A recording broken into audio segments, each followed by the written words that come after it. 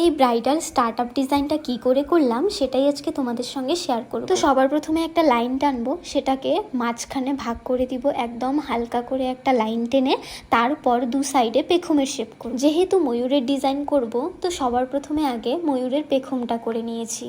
তো কি করে ময়ূরের ডিজাইন করব সেটার ভিডিও কিন্তু এর আগেও আমি তোমাদের সঙ্গে শেয়ার করেছি। তো সেমভাবে করেছি, এটা শুধু দুটো অপোজিটে করেছি। এরপর মাঝখানে যে হালকা করে লাইনটা করেছিলাম সেখান থেকে দু সাইডে দুটো লাইন টেনে নিয়েছি।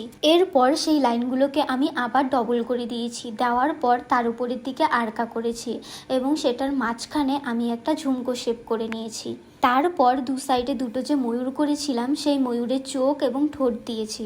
আর উপরের দিকে যে মন্দিরে চূড়া টাইপের একটা শেপ করেছিলাম সেটার উপরের দিকে আমি কাটওয়ার্ক করে দিয়েছি।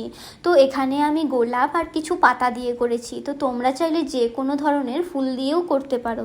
ময়ূরের পেখমের ভেতরে আমি কিছুটা সার্কেল টাইপের করে তারপর আরকা দিয়ে পেখম দুটো কমপ্লিট করে দিয়েছি।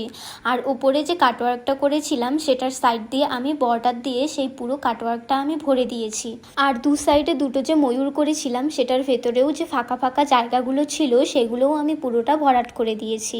তো অনেকেই আছো যারা এরম টাইপের স্টার্ট আপ ডিজাইন করতে প্রবলেম হয়, তো তাদের জন্য এই ভিডিওটা।